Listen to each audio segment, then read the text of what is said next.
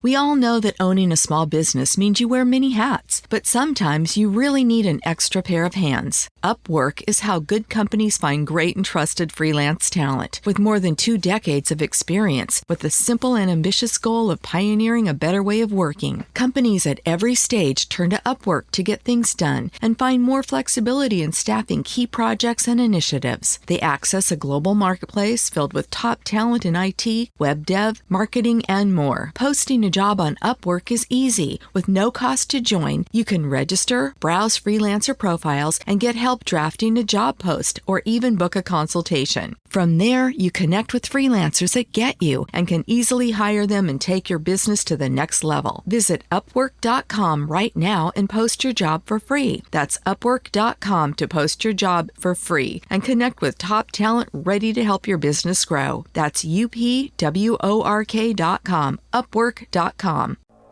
If you're looking for more horror outside of the mainstream, look no further than Unsung Horrors, a podcast about underseen horror movies. I'm Lance. And I'm Erica. Every other week, we'll cover a horror movie with fewer than 1,000 views on Letterboxd. We'll even give you double feature recommendations to pair with the movies we discuss. From gothic to shot on video, from slashers to comedies, from giallo to J-horror, we'll cover all the subgenres. So join us as we unearth these hidden gems of horror. Follow us on Instagram, Twitter, and Facebook, all at Unsung Horrors, available wherever you listen to podcasts. And part of the Someone's Favorite Productions podcast network. Good evening, and welcome to Night Gallery. Thank you, Rod. And I want to welcome everyone to Midnight Viewing, where once a month we talk all about your follow-up to The Twilight Zone, Rod Serling's Night Gallery. They say it's Rod Serling's Night Gallery, and it isn't really Rod Serling's Night Gallery, it's somebody else's. Oh, we know. We talk about it a lot. Your curators at Midnight Viewing are the Projection Booth's Mike White. What can happen to human beings when trust is wiped out by suspicion? And CultureCast's Chris Stachiw. Small boy encased in a crystal ball. And I'm Father Malone. The kind of thing that usually infests nightmares. Join us monthly at Midnight Viewing, the Night Gallery podcast at weirdingwaymedia.com. Doesn't remotely belong to me. I have no proprietary interest in that at all. Weirding Way Media.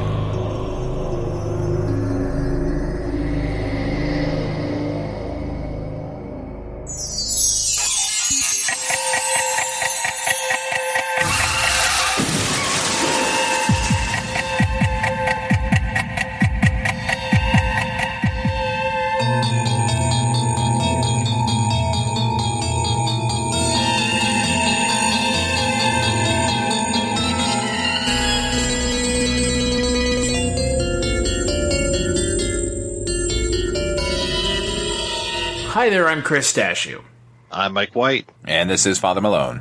And we are the hosts of Dreams for Sale, the Twilight Zone 1985 podcast. On every episode of Dreams for Sale, we take a look at one episode of the original reboot of the Twilight Zone from 1985. Not the new one, though we have done a couple bonus episodes on that show. On this episode of Dreams for Sale, we are going to be taking a look at episode 9 of the show, which is broken into 2 segments: Dead Woman's Shoes and Wong's Lost and Found Emporium. As we walk through life, if we learn nothing else, we learn the only sure things are death and taxes. Well, 1 out of 2 isn't bad. And haven't we all said you can't take it with you? Another comforting adage, without exceptions in the real world, that somehow goes all wonky when considering exit lines delivered in the Twilight Zone.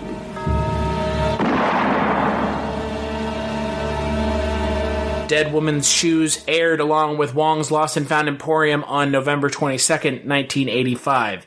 It is directed by Peter Medak. It is based on the teleplay and story by Charles Beaumont, actually based on an episode called, I believe, Dead Man's Eyes. No, that is the rebooted version. The original is Dead Man's Shoes, and there is another reboot of this episode called Dead Man's Eyes in the 2002 version of the show. And this version of the story is written by Lynn Barker. I'm curious what y'all thought first, but I'm curious what you guys thought first, for sure.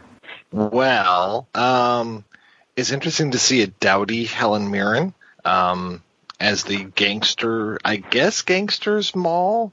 I suppose. Is he a gangster? Somehow this man got this wife killed, and her shoes get donated to charity, and Helen Mirren puts them on this kind of dowdy lady that works at a thrift store, and then she becomes the much more glamorous, which we know Helen Mirren can do very well, this glamorous Moll, who then goes after the husband a little bit.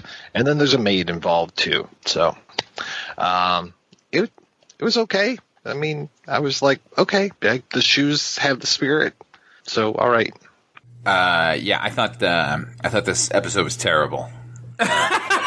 Wow. Okay. Well, there you go. Look, you compare it to the original Chuck Beaumont Dead Man's Shoes, where it is all about gangsters in that one. It's about a gangster who gets rubbed out, and his shoes end up with a hobo who puts them on, and the shoes imbue him with the dead man's soul, and he goes back for revenge. But the gangster who killed him in the first place kills him again. But before he does, he says, I'm never gonna stop. And the shoes end up like yet again on somebody else who's coming back for revenge.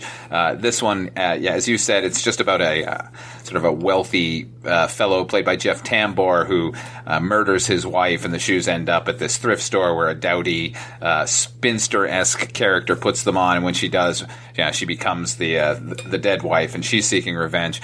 The cast is pretty goddamn impressive, I gotta say. Helen Mirren obviously is great. I didn't have a problem with any of the acting in it. Helen Mirren's great. Jeff Tambor's really good. Teresa Saldana, I always love seeing. Even Robert Pastorelli as this sort of creepy guy hitting on her at the thrift store. But it just felt so sort of weirdly paced, and I don't know, every time she took the shoes off, she would come back to who she was, and, she didn't recognize that it was happening, nor did the wife recognize that it was happening. I don't know. It was just sort of unusual, and I gotta say, Peter Medak, he got a lot of reputation there, sort of in the independent film world during the late 80s, early 90s, and no one could stop talking about Romeo is Bleeding, which I think is just an okay movie. His shot list in this episode is just sort of really laborious, man. We get it. It's about shoes. Stop showing us people's feet. It kind of felt like a Tarantino movie for a while. Anyway, what do you think, Chris? I'll tell you this much. I thought that the 2002 version of this story is somehow better than this version, which is... Shocker, right? Because this is really bland and boring, and laborious. I would say is probably the right word to use. It's just there's not much to it. The original is obviously the better version. Period. They don't really they do some different stuff with it. There's kind of that about halfway through the episode, the twist that Jeffrey Tambor killed his wife, and that's kind of the whole. Did we not know that? I mean. Telegraphed from the open. Right. I mean, but they're trying to play it up as a twist when she's like, wow. And you killed your wife, me. And it's like, yeah, okay, yes, got it. Yes, obviously. Why else is this going on? There has to be a reason that this is going on.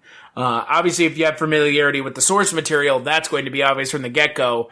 But it felt like they were trying to they thought that they were being clever, if that makes sense.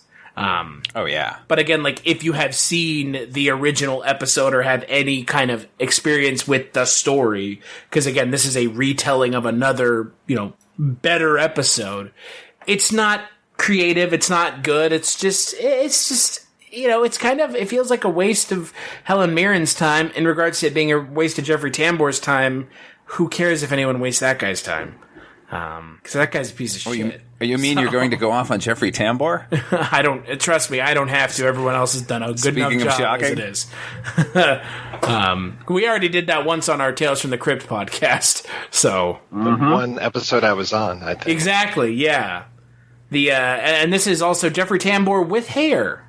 So actually, that was the episode you were supposed to be on, Mike. Yes. Oh, okay. I thought I was on one where he was really super fat, or he's wearing a fat suit. Yeah. You were supposed to be on that episode, but we went. We ended up going an episode after that. That was the one you were on. Okay, then I was on the William Hickey one. Okay. Yeah. All right, I got it. But that episode is equally bad, and this is just as bad as that Chronicles from the Crypt episode is. This is just... It's just nothing. It's really nothing. It's so middle of the road that I don't know why they redid it so blandly. Like, that's the real question. Well, let's speak about the author, Lynn Barker, who did the other fantastic episode, Little Boy Lost. Oh, yes. Oof. I don't know how we're supposed to know that these ladies are maids, other than because there's two maids in this episode, other than that they are wearing like dime store French maid outfits. Excuse me, Spirit Halloween maid outfits. They went and got them at Party City, okay? Party City. Go back to Party City. Yeah. And the first maid has like that very like stereotypical like put upon French accent. And the other woman, the other maid, I was like, wait, did she just turn from a white lady or into a black lady? To a black lady? Because they're wearing the exact same. What happened there at the end? Apparently there was another maid across the street that picked up the shoes that were left there by Helen Mirren. Yeah. I did not get that. I was just like, what the hell just happened? Did she just change colors when she put the shoes on? Yeah, that was super confusing. I did not get that. Thank God I am not the only one who was like, what the hell is happening here? Yeah, I'm glad I'm not either. No, yeah, she put the shoes on. I was like, wait, why is she black all of a sudden? Like, what is happening? Like, what is actually happening? This episode does such a poor job of explaining everything that, honestly, I'm not surprising that the ending was as bizarre as it ended up being. So she goes in, and then we hear a gunshot. So presumably Tambor is dead. And we hear a gunshot again in the closing narration, too. Yeah. Again, I prefer the original, where it's like, I will come back, I will get you, and then we see the next homeless guy put on the shoes, and then we leave it at that. We don't need any more. Yeah, and, as far as a comeuppance goes, isn't it just the fact that, first of all, Helen Mirren left her wallet in the place, so the police are coming for her, and then this second hapless maid who happens to put on the shoes now has murdered him, and she's going to go to jail for the rest of her life. So I guess justice is really served in this one. Yeah. No. And, as much as I appreciated that rug in the living room, with that black and white striped rug that they have, like, why did Peter Medak shoot the entire scene continuously from the balcony in that house? Like, I don't know, man. Like, his direction in it was just like, laborious is the word I'm going to keep coming back to. It was just poor, like, so fucking played. I don't know. I know, Father Malone, you do not like the 2002 reboot, and I'm assuming... Mike, did you end up watching? Because I know you had watched some of the 2002 reboot. Did you watch the version of this in the 2002 reboot? No, I kind of wish I had known that it was there. I would have checked it out, but I haven't made it that far yet. That version has like, and I kid you not, it has like Portia de Rossi in it. But the twist ends up being that she can see her dead, like, husband's vision through the glasses, when she puts them on. And then it's kind of a telegraph twist in that as well. But it's not this, which is really lazy. They at least try something different. But again, I would agree that if we're preferring something, I would much prefer just not remaking it at all, because it's just not great.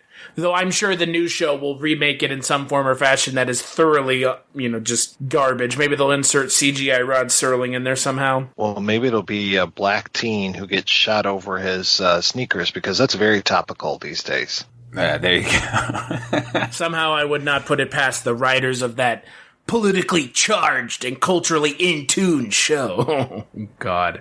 Happens every day. Yeah, it does, doesn't it? It's sort of a cliche that men get better looking as they get older, and women go the opposite route. But I got to say, Helen Mirren is the rare exception where she gets better looking with age. Hell yes.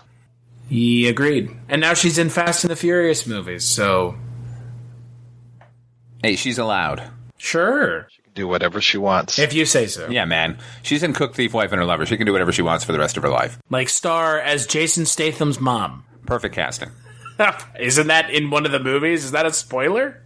I don't know. I haven't seen any. Me either. That's all I know, though.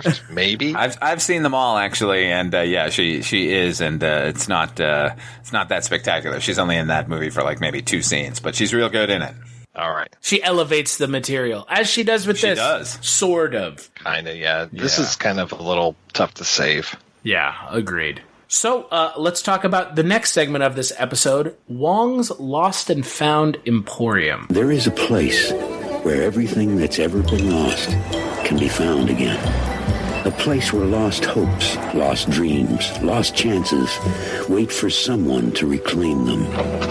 But before you can find them, first you must become lost in the Twilight Zone. All right, so Wong's Lost and Found Emporium is directed by Paul Lynch. It is based on the story of the same name by William F. Wu, and the teleplay is done by Mr. Alan Brennert, who has been here doing teleplays a couple times now, I believe, at least two other times. A Little Peace and Quiet and A Message from Charity. This episode also stars Brian Tochi. Brian Tochi, you might know him better as the voice of Leonardo from the live-action Teenage Mutant Ninja Turtle movies. That's where I know him from. Or as Toshiro from Revenge of the Nerds. I thought it was an interesting concept. I'll say that much. Yeah, the concept is spectacular, and I wish they had done even one interesting thing with it. Yeah, they really needed to go a little bit farther with this. I would like to go and read the short story because I have a feeling that there's more to it. I like that they were a little topical on this one, speaking about the murder of Vincent Chin, which I was overly familiar with because, as they say, it happened in Detroit, so it was all over the news when I was growing up. And so that was nice to tie in the whole reason why our main character has lost his compassion, that and several other very anti-Asian things that he had gone through in his life. So I like that he was a very angry character, though he kind of comes back to his compassion a little too easily. But, it's magic. It's a story. So whatever. Correct me if I'm wrong, Mike, but did not the second assailant also walk in that case? I believe he did, yes. Yeah. So it's even worse than what they represent in this show. Don't forget, folks, blatant racism doesn't just happen in 2019. It happens all the time. Isn't that just a positive thought? We'll leave you with that. But fortunately, this wasn't as, hit us over the head, possibly, as it was if we had done this in the 2019 show. Oh, my God. Kind of more of a, not necessarily a throwaway line, but it actually was like, oh, yeah, I can see why you're really pissed off. Can you imagine if they did this in the 2019 version of the show? Jesus H. Christ. It would be, the entire episode would be predicated on that one case. Yeah. God. Yeah, again, the 2019 version of the show is it's going to age so poorly, and I recently actually just had a friend of mine on Facebook watch the final episode with the CGI Rod Serling, and he has been just posting Rod Serling things for the last 3 days because he's been so angry about it. He's like, what is CBS going to do with the Man Who Fell to Earth David Bowie show? Have a CGI David Bowie show up at the end and pat them on the back and say, continue making your show?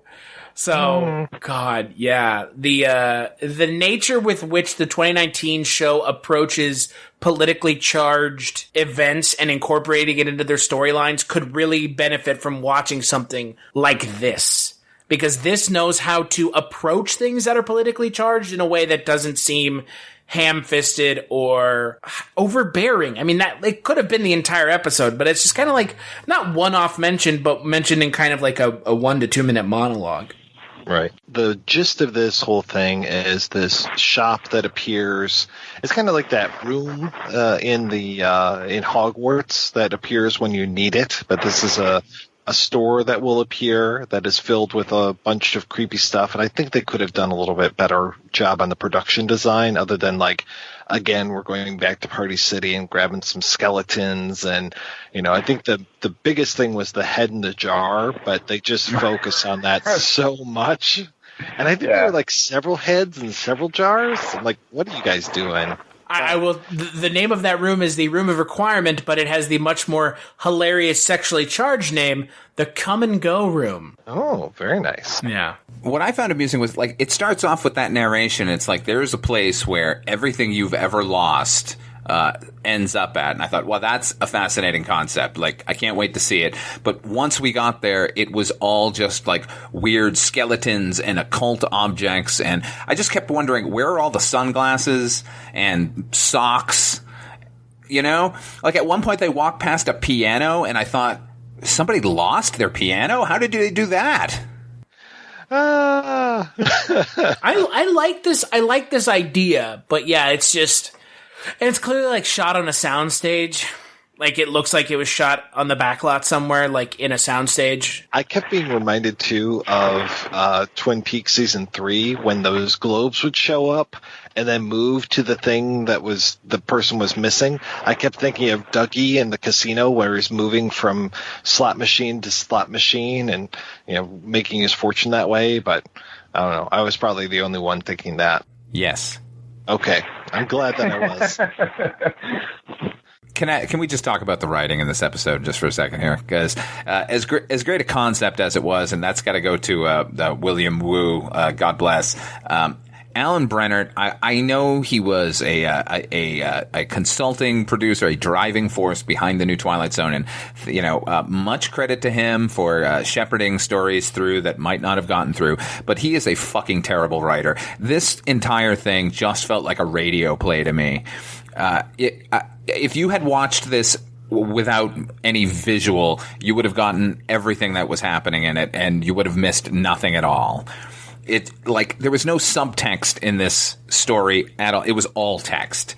Everyone's saying exactly what they do. You meet somebody, you immediately spill your, like, you know, what it is you're looking for, and then they help you, and then, you know, it was just, I don't know. This is... Maybe I'm being a little too hard on it, but it was... I never want to watch this again. Somehow I missed seeing this the first time it aired, and I'd be better off without it. Yeah, I mean, Brian Tochi is not really given much to do, and I mean... And he's terrible in it. He's terrible. Yeah. He's really bad. I mean, I love the guy. I loved him in Revenge of the Nerds. I've seen him in some other things. He was on that space show. What was it, Space Patrol before this? Like, I liked him in that. But for some reason, like, from the moment he walked on screen, even after he gets his compassion back, I just kept wanting to punch him in the face. He seemed like such a whiny prick. Like, he didn't seem like he was... It wasn't like some sort of moral quandary he was going through. He just seemed like an asshole. Yeah, he didn't even seem like a human being. It was just like, I am anger personified. Yeah. Can you make it through your day being that much of a dick? I mean, I guess people can. I've met people like him, but it just didn't ring true at all. Going back to what we talked about before, is it just... Look, if this were paired with another episode that were better, I don't know. Maybe I'm going down the wrong road there. Honestly, these two episodes, like these two segments together, make one of the more just kind of bland episodes of the show we've seen so far. Really bland and just kind of boring. And like, yeah, at the end of the day, he's like, oh, now I'm the one who owns it. Like, okay. But like, you knew that was going to be the case from the title alone. That's kind of the lame part about this episode is like, you know how the episode's going to end. Because the title of the segment is Wong's Lost and Found Emporium. Like, so we know that he's going to be the proprietor of it eventually. Oh, but it could be the Asian lady. You never know. Oh, and wasn't she great too?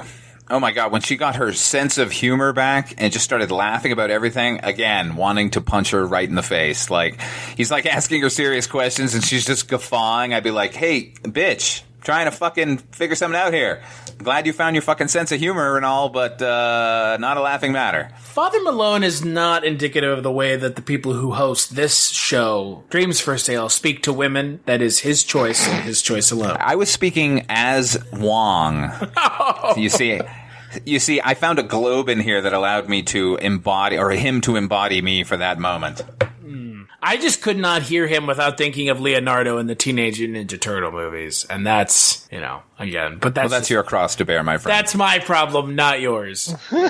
When he first finds the door, and they're showing us how magical it is, because there's an exit door to the right of it where he steps out into the alley. Like there's not just like a rat in the trash. There's like 12 of them. So we know that this is an alley, and all these rats are swarming around. I was just looking at it, just going like, oh my God, they really paid their rat wrangler well for this one moment. They got one Rat King. Just one. Just one.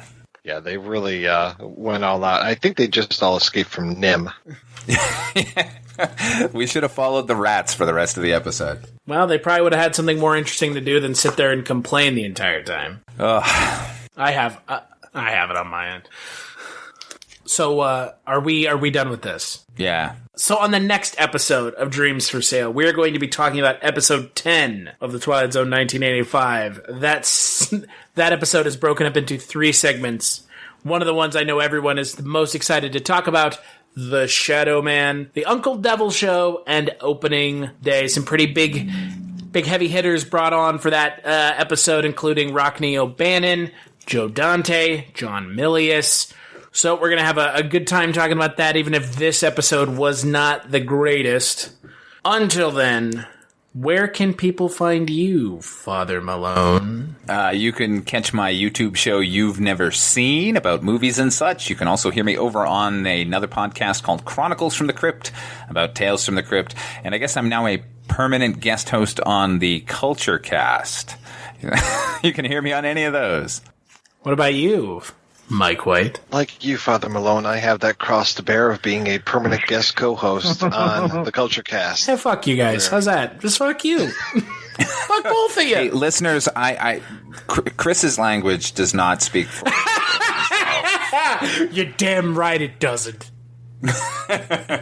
And also, I co-host every month a podcast about Carl Kolchak called The Kolchak Tapes, which is unfortunately coming to an end. Probably like in a year or something. We still have to go, but make sure you catch it over at kolchaktapes.com. And I host a weekly podcast called The Projection Booth, which you can find at projectionboothpodcast.com. And how about you, Chris? And I host the aforementioned podcast, which was getting piled on, known as the Culture Cast, by these two gentle folk. That's a movie podcast that I do once to twice a week, depending on if there's a new movie worth talking about or just another movie about CGI lions being re-released. And you can find that over at culturecast.com. I also do a podcast called The One Season Show, where we talk about shows who only lasted one season. And I do that with my good friend Jess Byard. Big thanks as always to Roxy Drive and Neutron Dreams for the intro-outro music for Dreams for Sale, and we'll catch you on the next episode.